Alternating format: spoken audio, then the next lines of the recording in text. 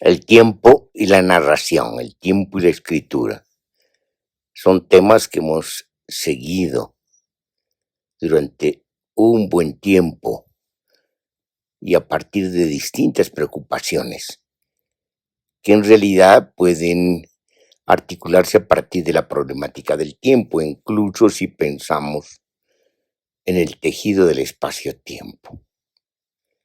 Pero aquí lo que queremos decir tiene que ver con esta tesis. La narración atrapa el tiempo que se escapa, lo engulle, lo incorpora a su metabolismo y por lo tanto lo transforma, lo convierte en eso, en escritura, en narración, en trama, en entramados, en configuraciones. Y cuando ocurre esto, está inventando a partir de esa materia prima que es el tiempo vivido, si se quiere el tiempo experimentado, lo convierte en un tiempo de ficción, en el tiempo que habita en la ficción. Es decir, hay una invención del tiempo a partir de la narración. Y esto es muy importante porque se puede detener el tiempo, se puede retener el tiempo, se puede atrapar el tiempo y eso lo hace la escritura y eso lo hace la narración. Obviamente también lo hace la narrativa histórica. En realidad todo registro, toda información retiene el tiempo. Si pasamos a la fotografía, es decir, a la imagen, a la retención de la imagen, podemos decir que también la fotografía atrapa el instante, es decir, el instante fugaz, donde la imagen se logra a partir precisamente de atrapar la luz. Exagerando podemos decir que se atrapa el espacio-tiempo, un momento del espacio-tiempo. La relación, la preocupación sobre el tiempo ha dejado huella en la filosofía. Podemos decir que el tiempo ha sido pensado de manera subjetiva como un registro del alma, por ejemplo en San Agustín. Por otra parte, tenemos una concepción física del tiempo en tanto movimiento. El tiempo sería parte del movimiento. Aristóteles.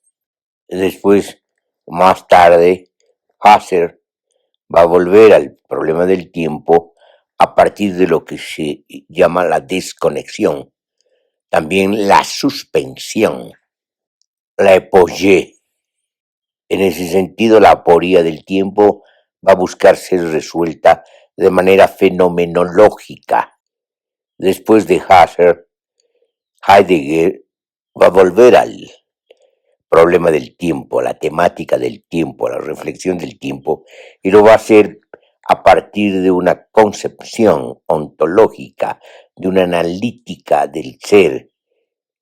En ese sentido podemos decir que en el ser y el tiempo se va a tratar precisamente nuevamente el tema, pero esta vez desde la perspectiva ontológica, y en ese sentido podemos suponer, para comenzar, que hay una concepción del tiempo como plegamiento del ser.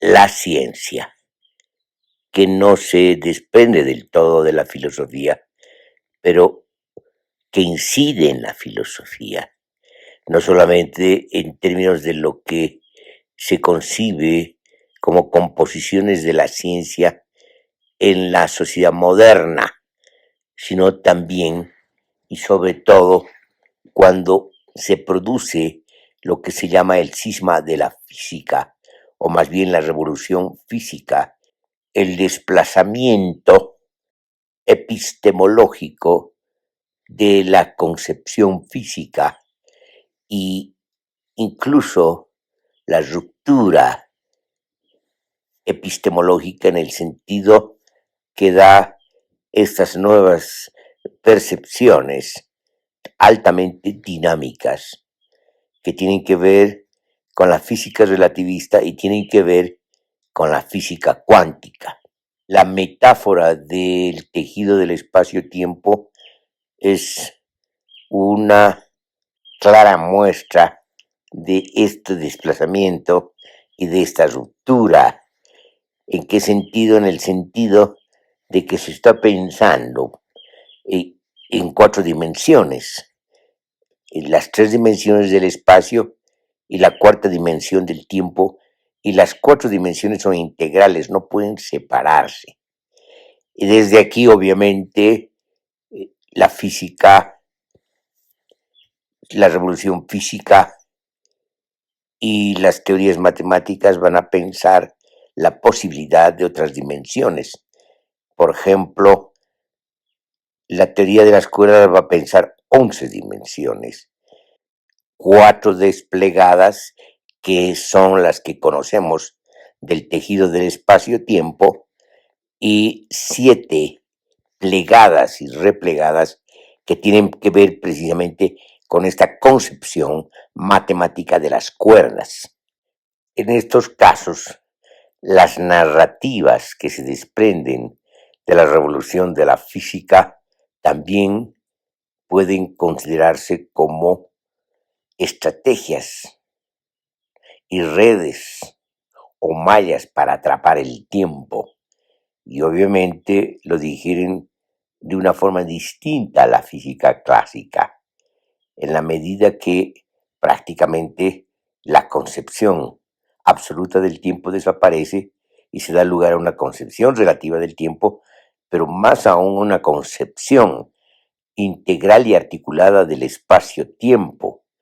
Y en ese sentido podemos pensar que tenemos no solamente estrategias y mallas y redes que atrapan el tiempo, sino dispositivos y disposiciones y predisposiciones que atrapan el tiempo. Es decir, el tiempo no se escapa, sino que es atrapado. Desde esta perspectiva podemos decir que el espacio-tiempo existe porque también se lo atrapa. Por ejemplo, las plantas atrapan la luz y producen la fotosíntesis. Las fotografías también atrapan la luz y producen las imágenes fotográficas. En otras palabras, podemos decir hipotéticamente que el tiempo existe porque se lo atrapa a partir de la narrativa o de las narrativas, de las narraciones, inclusive del mito de Reantes, que es básicamente el arjé de las narraciones. Pero también podemos decir que el espacio existe, el espacio-tiempo existe porque hay dispositivos que lo atrapan. Eso implica al ser, a los seres, no solamente al ser humano, sino lo que significa la vida en sentido biológico, pero también en sentido amplio, como hemos explicado, en potencia de la vida. Es decir, la vida atrapa el tiempo y el espacio-tiempo, y en ese sentido produce transformaciones. Por eso existe el tiempo y el espacio-tiempo. Ciertamente lo que decimos es una perspectiva, es decir, una manera de mirar, una manera de seleccionar la composición de la problemática. En ese sentido, no estamos diciendo en términos absolutos que el tiempo existe porque hay dispositivos u organismos que atrapan el tiempo y atrapan el espacio-tiempo, aunque el espacio y el tiempo son conceptos. Y el espacio-tiempo también es un concepto, y todo concepto arranca su origen o su arjé desde la metáfora.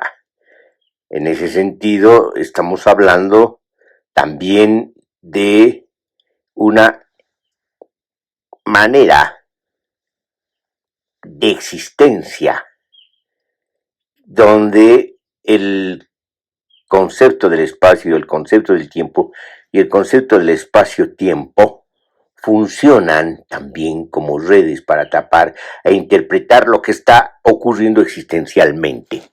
Volvamos. Hay tiempo porque hay vida.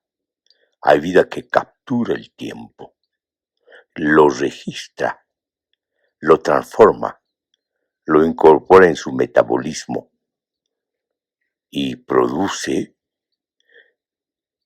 desenlaces y produce estética y produce conocimiento y produce una concepción, pero sobre todo produce la proliferación transformadora de la vida. En ese sentido, tenemos que entender que la vida es tiempo. No solamente es memoria sensible, sino es tiempo. Tiempo registrado, tiempo retenido, tiempo transformado, tiempo usado en el metabolismo y en la transformación de la vida, en la reproducción de la vida. Entonces podemos entender que cuando hablamos de vida estamos hablando precisamente de tiempo en devenir. La vida es devenir y por lo tanto es devenir tiempo. Pregunta: si no hay vida, no hay tiempo. Bueno, hay que entender la vida no solamente en el sentido biológico, orgánico, sino la vida hay que entenderla en el sentido cosmológico, a partir de sus dinámicas. La vida tiene que entenderse a partir de las asociaciones y composiciones infinitesimales, yendo hacia las asociaciones y composiciones moleculares, pasando por las asociaciones y composiciones atómicas, hasta llegar a las composiciones molares, a las composiciones cosmológicas del universo, del cosmos. Incluso podemos pensar teóricamente en las composiciones del pluriverso, integrado en sus distintas escalas.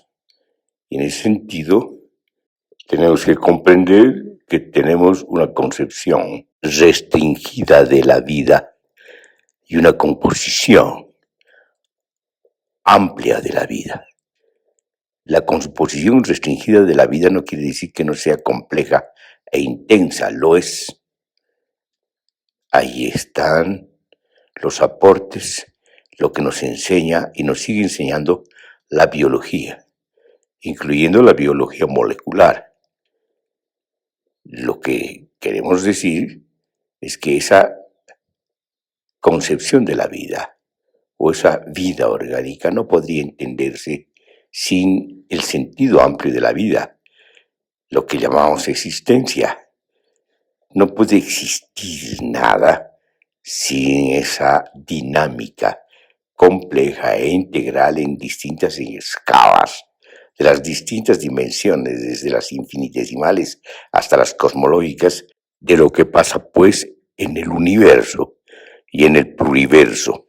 Lo que importa aquí es una concepción biológica y cosmológica del tiempo, una concepción cuántica del tiempo y una concepción relativista del tiempo, pero sobre todo una concepción compleja del tiempo, una concepción que comprenda la integralidad de sus distintos planos y espesores de intensidad.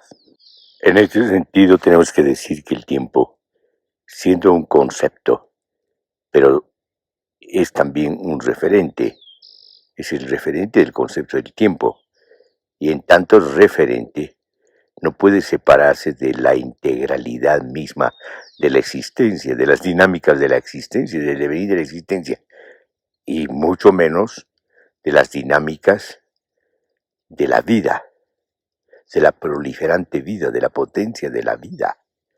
Entonces, podemos decir también que el tiempo es una forma de la potencia de la vida, de la potencia misma de la existencia. El concepto complejo del tiempo, es decir, desde la perspectiva de la complejidad, supone pues esta integración dinámica y compleja de su propia composición en devenir. Y en ese sentido, el tiempo tiene que ver precisamente con este movimiento de la existencia y de la vida en toda su compleja composición, desde lo infinitesimal hasta lo cosmológico y desde lo celular, incluyendo la composición de las células, hasta las formas más complejas de lo orgánico, que siempre están articulados en sentido ecológico en el planeta y en sentido cosmológico en el universo. Immanuel Kant decía que el tiempo corresponde a la experiencia de la interioridad y que el espacio corresponde a la experiencia de la exterioridad. Nosotros decimos que el espacio es tanto interno como externo, que el tiempo es tanto interno como externo. Se trata, entonces, de el tejido del espacio-tiempo, tanto interno como externo. Pero todo esto va más allá que esa metáfora del tejido del espacio-tiempo que usa la física relativista y la física cuántica, sino que tenemos que comprender que se trata de movimientos y dinámicas en constante devenir y que se mueven en distintos planos y espesores de intensidad y que están constantemente integrándose, componiéndose, descomponiéndose y recomponiéndose. En otras palabras, las transformaciones son constantes en el acontecimiento cosmológico y en el acontecimiento de la vida. Y en ese sentido, tenemos que comprender que estamos hablando de plegamientos y desplegamientos. Entonces, el tejido del espacio-tiempo, volviendo a la metáfora, corresponde a plegamientos del espacio-tiempo y desplegamientos del espacio-tiempo. Ambos se dan a la vez, no de manera sucesiva, sino de manera inmediata, se dan simultáneamente. Tenemos que comprender entonces que la experiencia de la que hablamos, del tiempo y del espacio, del tejido del espacio-tiempo, es distinta a la que había propuesto y a la que había concebido Immanuel Kant. Para decirlo, incluyendo sus propios términos, se trata de un tejido del espacio-tiempo integrado y que a su vez es parte de esta integración, es una composición de esta integración en constante dinámica y transformación. Entonces, el concepto de tiempo viene a ser un concepto complejo, un concepto dinámico e integral y en constante integración, y resultado de esta integración vital y cosmológica. Como hemos dicho al principio, el tiempo implica el registro, su retención y su transformación, su efecto en las transformaciones mismas de la vida y de la existencia. En este sentido también tenemos que entender que la narración o la escritura forman parte pues de la vida, de las transformaciones mismas de la vida. No son externas a la vida, sino que son vida misma en toda su complejidad. En ese sentido, la narración, la escritura, inciden también en la vida. no solamente de las personas que escriben, de las personas que leen y por lo tanto pasan por el proceso de configuración y refiguración, sino que incide en las dinámicas mismas de la vida social. En ese sentido, podemos entender que la vida no solamente es proliferante, sino adquiere distintas formas y distintos contenidos en su propia invención.